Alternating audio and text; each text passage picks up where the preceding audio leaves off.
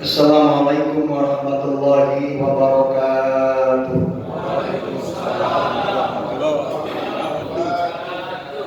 Alhamdulillah wassalatu wassalamu ala Rasulillah Sayyidina wa maulana Muhammad Abdillah wa ala alihi wa sahbihi wa mawala.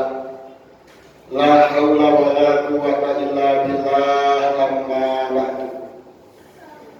Qalu subhanaka la ilma lana illa ma 'allamtana innaka antal alimul hakim.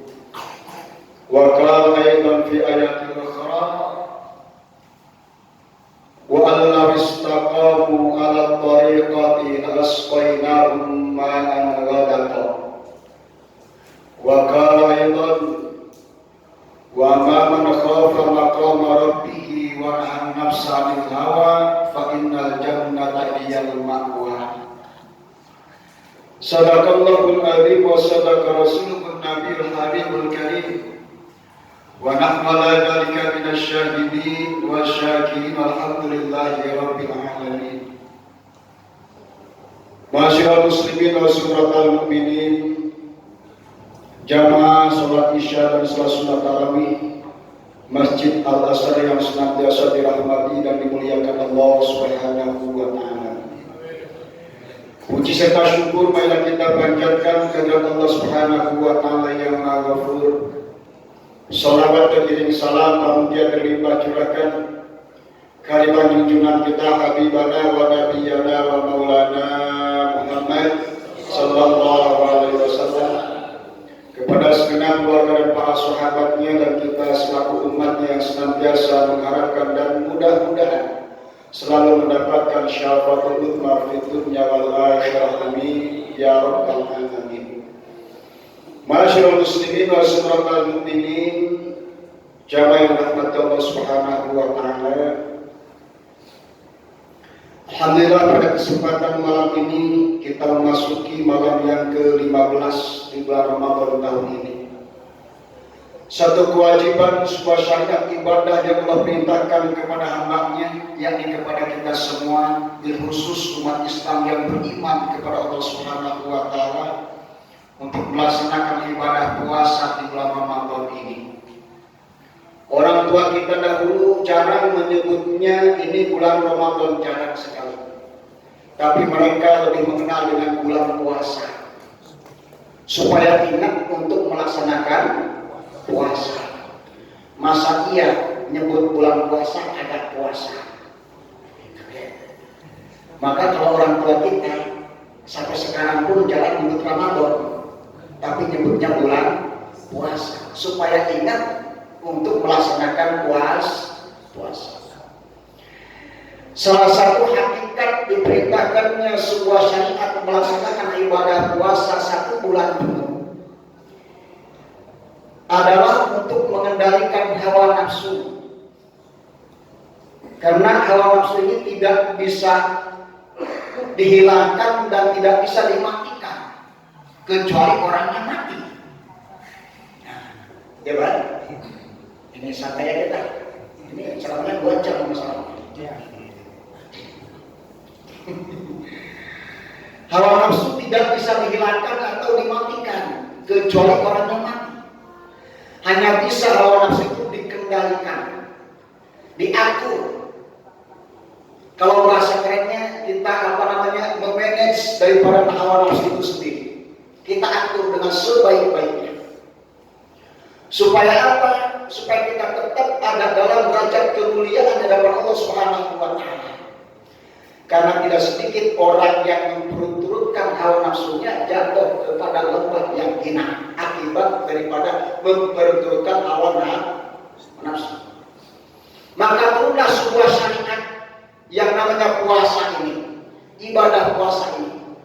Ternyata salah satu yang bisa melemahkan, bisa mengendalikan, bisa mengurangi daripada tingginya arogannya hawa nafsu ini adalah dengan lapar. Enggak dikasih makan, enggak dikasih minum untuk di siang hari, lemes dia. Alhamdulillah. Lalu seberapa banyak sih hawa nafsu yang ada pada diri manusia yang Allah ciptakan? Ini tentu Allah yang ciptakan. Berapa banyak kira-kira? Nah, di sini kita belajar mengkaji tasawuf. Ya. Yuk kita buka ilmu tasawuf dalam beberapa kitab tasawuf.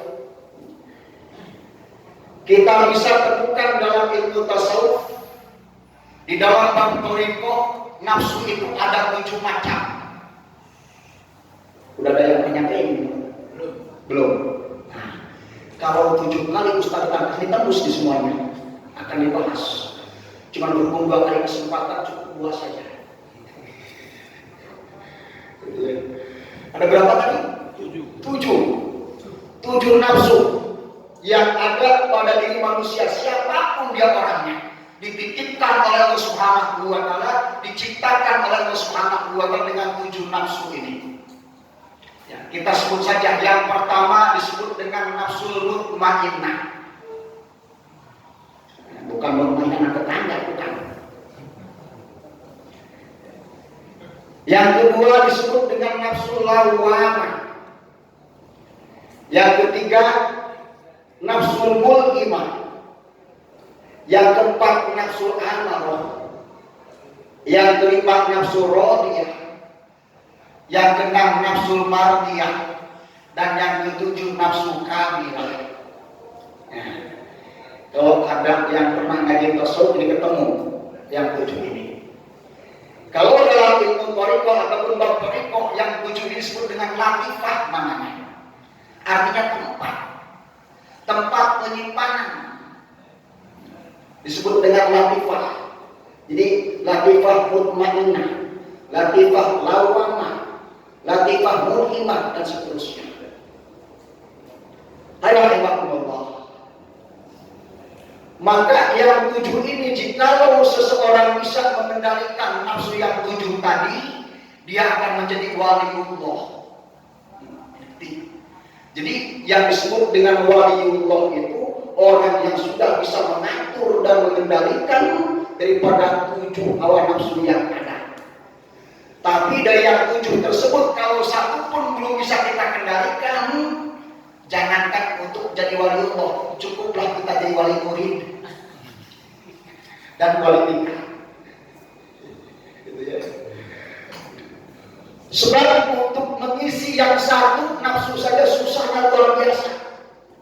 Nah, malam ini kebetulan kita ketemu ya, pertemuan pertama ini kita bukan yang pertama saja, yaitu ada nafsu mutmainnah.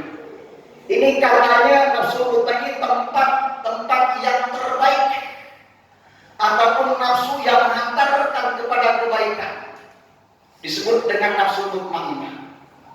Maka pantas orang yang sudah bisa mengatur dan mengendalikan bahkan mengamalkan isi daripada nafsu mutmainnah ini, kelak nanti akan terpanggil oleh Allah Subhanahu wa taala dengan untayan kalimat ya ayyatuhan nafsul mutmainnah irji'i ila rabbiki radiyatan mardiyah fadkhuli fi ibadi wadkhuli jannati. Surah Al-Baqarah. Ayo. Ya, pokoknya surah apa aja. Tuh. Orang yang bisa mengatur dan mengendalikan bahkan mengamalkan isi daripada nafsu mutmainnah akan bertemu dengan untayan kalimat itu oleh Allah Subhanahu wa taala. Jadi konon katanya kita pengen masuk surga, terus minta Allah nanti yang kasih. Asal bisa mengendalikan. Lalu ada apa sih di dalam nafsu mutmainnah ini? Di dalam nafsu mutmainnah paling tidak ada 6 sifat yang mesti kita atur, yang mesti kita manage, yang mesti kita kembangkan, mesti kita amalkan. Ini nafsu yang baik ini, mutmainnah. Tempat segala sesuatu yang baik pada diri manusia, termasuk pada diri kita. Ada apa dalam nafsu mutmainnah? Yang pertama, di dalam nafsu mutmainnah ada sifat yang namanya sayang terhadap sesama makhluk Allah Subhanahu wa ta'ala. Kira-kira gampang apa enggak? Gampang apa susah? Gampang bagi orang yang baik. Tapi kadang-kadang kita baik sama orang yang baik, tapi ketemu dengan orang yang jahat, kadang-kadang kita lebih jahat daripada dia. Tuh. Ayo. Belum bisa kan? Kalau kita baik sama orang yang baik terhadap kita itu kan hal yang biasa. Tapi kalau kita berbuat baik kepada orang yang jahat sama kita itu yang luar biasa. Contoh, biasanya kalau kita mau ngasih orang itu apabila dia baik sama kita suka ngasih. Tapi kalau orang itu pelit sama kita, kita pun kadang-kadang lebih pelit daripada dia. Benar? Susah Pak. Yang padahal jika mengingat satu sifat yang bersifat dalam nafsu mutmainnah, kata Allah, salah satu ciri tanda orang yang bisa mengatur dan mengendalikan, mengamalkan nafsu mutmainnah, sayang terhadap sesama makhluk Allah Subhanahu wa Ta'ala. Jangankan sifatnya manusia, terhadap hewan sekalipun dia tidak berani untuk berbuat zalim dan aniaya. Kenapa? Karena mengingat sama-sama makhluk Allah. Tuh, kita kadang-kadang ikan paling kucing aja kejar-kejar kucingnya, iya kan? Apa ditempongin tuh kucing? Ya, benar kan? Kita kalau makan di atas meja, dihinggap sama lawan, dikepret itu lawan. Ya, gitu. Jangankan sama hewan, sama manusia saja kadang-kadang beda pendapat udah lain kiblat. Beda pendapat, beda aliran, beda pemahaman, sudah enggak mau saling tanya dan berusaha. Tuh, di mana coba sifat sayangnya? Ternyata enggak gampang ya Pak ya, mengamalkan nafsu mutmainnah ini. Yang benar kata Allah, jangankan sekedar beda pendapat, sekedar beda paham, sekedar beda aliran, beda agama sekalipun, beda keyakinan sekalipun, tetap itu makhluk Allah, mesti kita sayang sama dia walaupun beda agama sekalipun, beda keyakinan sekalipun. Kenapa? Allah katakan walaqad karramna bani Adam. Allah tulis dalam Al-Quran, Allah sampaikan dalam Al-Quran di surah Al-Isra, walaqad karramna bani Adam. Sungguh telah kami muliakan seluruh keturunan Adam. Mau dia Kristen, mau dia apa, yang namanya manusia tetap menurut Allah itu mulia. Tapi kadang-kadang kita jangankan beda agama, beda paham saja. Tuh, kadang-kadang sudah nggak akur. Terus, ini luar biasa ini. Ini ngajak pesawat dikit, mumpung bulan puasa, gede pahalanya. Ya. Maka puasa inilah diturunkan Allah Subhanahu wa Ta'ala dilatih dengan laparnya kita, dengan hausnya kita, supaya kita lemah diri. Toh kita bukan siapa-siapa, baru tidak makan dan tidak minum saja sudah lemas. Apa yang mau kita jadikan sebagai keangkuhan dalam kehidupan kita? Betul? Ya. Itu kan? Apa yang mau kita sombongkan dalam kehidupan kita? Gitu kan? Ternyata baru nggak minum sama nggak makan saja udah lemes kita. Dengan itu maka timbullah suatu sifat apa namanya? Rasa peduli, rasa peka, tumbuh kepekaan sosial yang tinggi terhadap sesama manusia, terhadap sesama makhluk Allah Subhanahu wa Ta'ala. Di saat kita dikasih rezeki yang lebih, kita berpikir mungkin di sebelah kita, kanan kiri kita, barangkali ada tetangga kita yang sedang lapar. Bagaimana merasakan lapar itu sesuatu yang tidak enak, kita bagi itu. Maka di Ramadan ini dibuktikan, dijalankan. Setiap sore banyak yang minum takjil. Coba lain Ramadan ada yang minum takjil pas sore-sore. Yang balotong cuma soal ada kan? Bawa gorengan. Ini luar biasa kan? Dimotivasi kemudian orang yang memberi makan orang yang puasa untuk berbuka pada waktu maghrib tentunya, jangan buka siang. Dia akan mendapatkan pahala seperti orang yang berpuasa tadi tanpa mengurangi pahala tersebut, tanpa mengurangi pahala orang tersebut, kan begitu. Dimotivasi kita. Akhirnya tumbuh kepekaan sosial yang tinggi, sayang terhadap sesama makhluk Allah Subhanahu wa Ta'ala. Satu. Yang kedua, dalam disebut mutmainnah ada sifat yang namanya tawakal. Tentu tawakal ini sebuah kepasangan diri kita kepada Allah, yang setelah kita selesai melaksanakan, mengerjakan kewajiban kita yang usaha dan ikhtiar yang sempurna. Jadi jangan tawakal setawakal-tawakalnya, jangan. Usaha itu wajib, ikhtiar wajib. Sempurnakan usaha dan ikhtiar, baru tawakal kepada Allah. Maka dibuatkan sebuah komitmen ikrar kita dalam sholat, inna sholati wa nusuki wa mahyaya wa mamati lillahi rabbil alamin. Cocok nggak kira-kira? Sedikit kan? Kita akan masuk sini. Yang ketiga, dalam nafsul mutmainnah ada sifat senang untuk beribadah. Nih, orang yang rajin ibadah, orang yang senang ibadah, mau itu ibadah yang langsung kepada Allah maupun ibadah sosial, asal ada nilai-nilai kebaikan di situ, tidak melanggar aturan Allah Subhanahu wa taala, oh, dia senang mengerjakan. Nah, ini nafsul mutmainnah berjalan. Senang beribadah. Itu nafsul mutmainnah. Yang keempat, ada sifat syukur atas segala nikmat Allah. Tidak menghitung dan melihat nikmat itu kecil atau besar, sedikit atau banyak, tapi dia lihat siapa yang memberikan nikmat itu. Maka dia syukur. Yang kelima, ridho terhadap ketentuan Allah. Sebab kalau syukur nikmat biasanya orang hampir semua bisa, tapi ketika ridho untuk menjalani ketika diberikan ujian oleh Allah Subhanahu wa taala, ini jarangnya kita bisa. Benar Pak? Contoh, dikasih sehat dalam 1 tahun 10 bulan, sehat 10 bulan. Begitu sakit seminggu, seakan-akan itu sakit hilang semua. Ya, seakan-akan hidup kita sakit mulu, daripada sakitnya baru seminggu. Ya kan?